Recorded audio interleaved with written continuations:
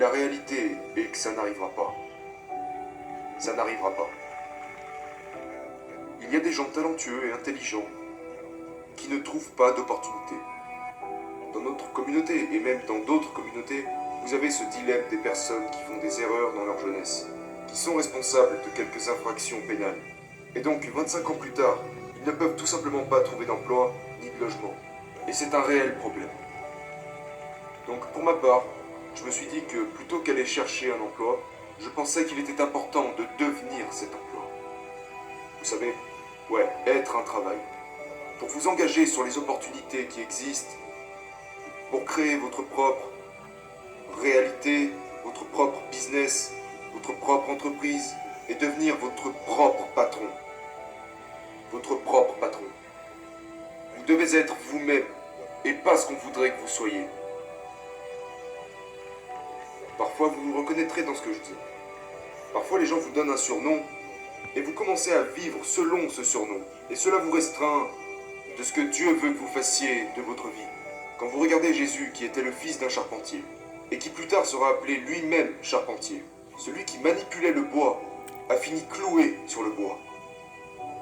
Et ce qui se passe dans la vie à mesure que nous évoluons en tant que personne, nous ne pouvons pas nous laisser incarcérer par tout ce dont les gens nous décrivent, parce que sinon, nous limitons alors ce que le Saint-Esprit peut faire de nos vies. Ces événements accumulés qui s'attachent à la religion bloquent souvent notre vision de la révélation. Ouais. Et parce que j'ai été élevé par un père mourant, né entre deux bébés morts à la naissance. Et j'apprécie vraiment la préciosité de la vie. Le bébé avant moi est mort. Le bébé après moi est mort. Et ma mère s'est accrochée à moi telle une mère ayant déjà perdu un enfant.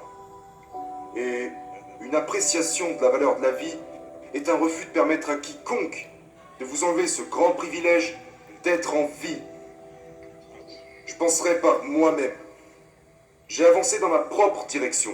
Vous pouvez dire et penser tout ce que vous voulez, mais je resterai moi-même. Vous voyez ce que je veux dire? Et le cœur de ce livre dit: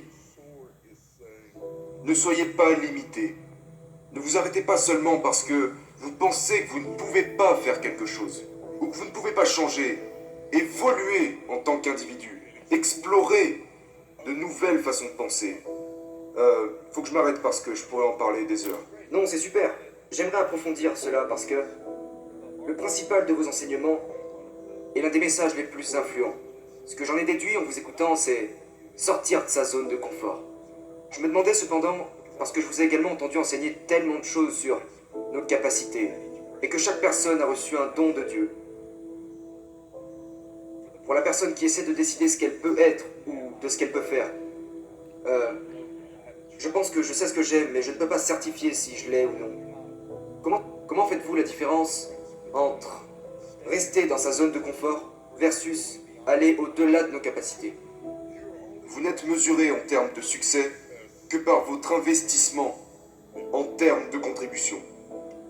Si Dieu a donné à un homme un talent et à un autre 2 talents, il ne s'attendait cependant pas à ce que l'homme avec un talent en produise 10, mais au moins 2. L'homme qui avait 2 talents est revenu avec 4. L'homme qui avait 5 talents est revenu avec 10. L'homme tenant 2 talents revient avec 4. L'homme tenant 5 talents revient avec 10. C'est la même chose. C'est au centuple. Il y a aussi l'homme qui arrive avec un talent et qui repart avec rien du tout. Maintenant, l'apôtre Paul dit que se comparer les uns aux autres n'est pas sage, parce que nous n'avons pas tous le même point de départ. Donc, si je réussis en fonction de ce que mon voisin possède, ce n'est équitable seulement si j'ai commencé avec ce que mon voisin avait lorsqu'il a commencé. Je suis en contact avec moi-même d'une telle sorte que beaucoup de gens ne sont pas. Je me connais. Je sors avec moi-même. C'est drôle, mais c'est vrai. Je suis sorti avec moi-même. Vous savez, quand vous sortez avec quelqu'un, c'est pour découvrir qui est cette personne. La plupart des gens sont tellement occupés à sortir avec d'autres personnes qu'ils ne sont jamais sortis avec eux-mêmes.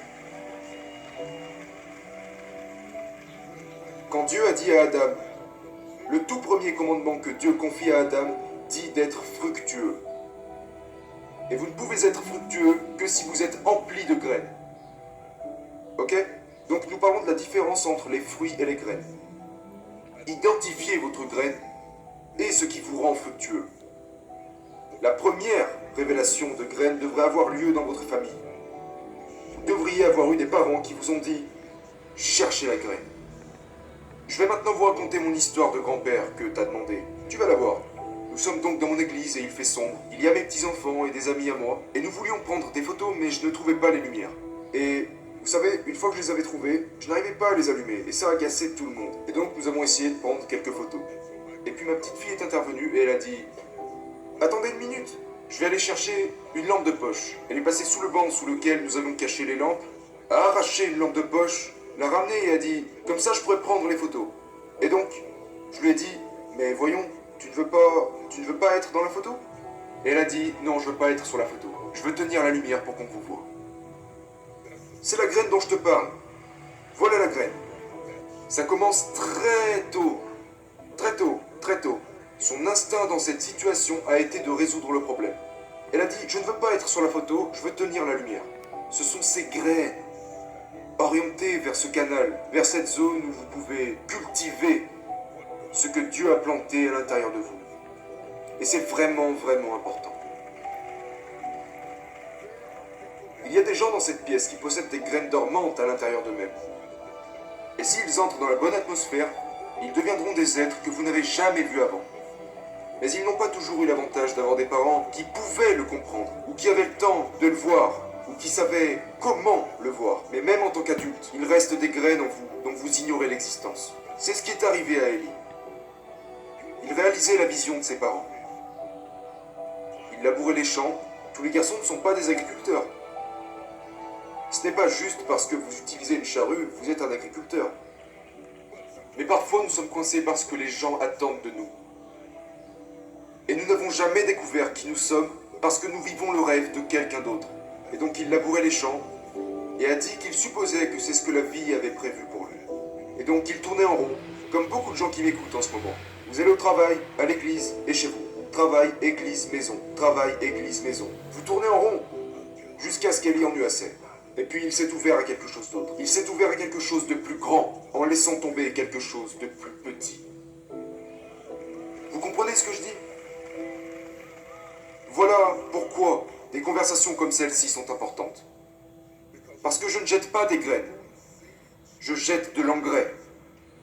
Et si l'engrais frappe la graine, il va donner naissance à des sociétés, des entreprises, à des livres, à de l'art, du théâtre et toutes sortes de choses. Tout ça ici.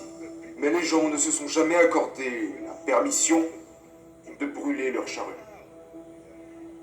Voici le problème. Dans la Bible, il est dit que Benjamin, Jacob était en train de mourir. Allongé sur le lit, il parlait à son fils allongé sur le lit en train de mourir. Et il a dit, Benjamin, tu devras chasser comme un loup. Le matin, tu devras tuer la proie. Et le soir, tu devras partager le butin. Regardez l'espace qu'il y a entre les deux. Le matin, tu désires la proie pendant que tu es jeune. Mais si tu ne dévores pas la proie quand tu es jeune, tu n'auras rien à partager quand tu seras vieux. Le matin, dévorez quelque chose. Jetez-vous tout entier à la poursuite de quelque chose. Vous ne saurez jamais ce que vous pouvez faire et ce que vous pouvez être si vous ne vous lancez pas à fond dans ce que vous faites. Sautez dessus, je veux dire, traquez la proie, attaquez-la, dévorez-la. N'attaquez pas pour tuer, attaquez pour dévorer la proie. Et le soir, vous partagerez ce qu'il restera. Quand vous passez tout votre temps à dire « Je suis fatigué, je ne peux pas faire ça », comprenez bien que nous devenons ce que nous disons. Vous ne gagnerez jamais les Jeux Olympiques si vous dites « Oh, je n'ai pas envie de m'entraîner aujourd'hui ». Mais ce n'est pas parce que je ne veux pas m'entraîner, c'est juste que je veux gagner le trophée. Je veux gagner le trophée, mais je ne veux pas passer par ce qu'il faut pour l'obtenir. Vous dévorez le matin et vous partagerez le soir. Si vous vous lancez dans quelque chose et que ça ne marche pas, c'est ok. Essayez autre chose. C'est ce que disait mon fils. Il finit un diplôme d'ingénieur du son sur 4 ans. Il a dit, je pense que c'est ce que je veux faire, mais supposons que ce n'est pas ma voie. Supposons que je décide de tout abandonner parce que je me serais trompé. Je me suis approché et lui ai dit, ne t'inquiète pas pour ça, fils. Si ce n'est pas ta réelle destination, ça sera la chose qui te mènera à destination. Ma formation d'être... Dieu vous donne une opportunité. Et ce que vous faites de cette opportunité est votre manière de le remercier. Vous comprenez? Quand Dieu vous donne une opportunité, au lieu de simplement sauter sur l'opportunité, vous êtes censé examiner ce qu'elle pourrait représenter. Je le dis tout le temps, vous savez, Dieu n'a jamais créé de table. Ouais, j'adore. Continuez, continuez. Dieu n'a jamais créé de chaise pendant toutes ces années en tant que Dieu. Il n'a jamais créé de chaise. Il n'a jamais créé de table. Il a créé les arbres. Et tout le reste dépendait de nous.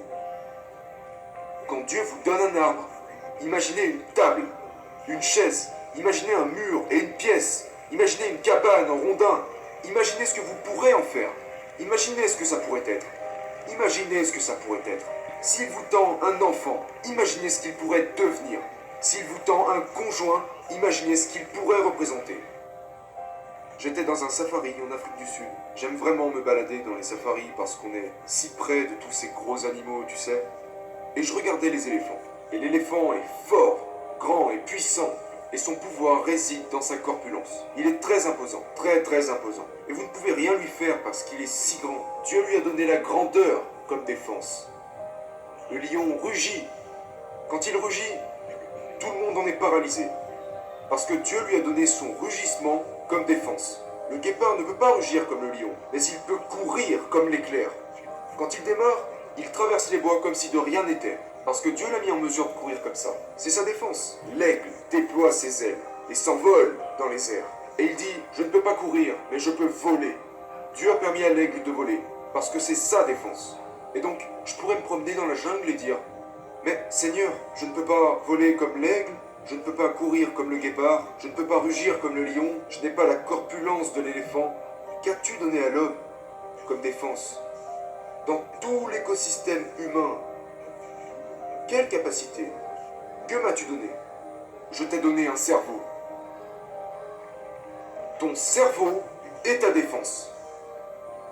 Et c'est pourquoi Dieu n'a jamais créé de chaise. Il a créé l'arbre. Et puis vous laisse imaginer comment développer. Vous comprenez ce que je dis? Tu dois regarder autour de toi pour trouver les arbres. Pas des tables. Dieu t'a apporté un esprit. Et la créativité s'occupe du reste. Et ça a fini avec des applications, avec des smartphones, l'ordinateur et envoyer des satellites dans le ciel. Regardez tout ce que nous avons été capables de faire. Aucune autre créature, aucune autre espèce a envoyé des satellites, créé des smartphones. Regardez ce que nous avons fait avec notre simple tête.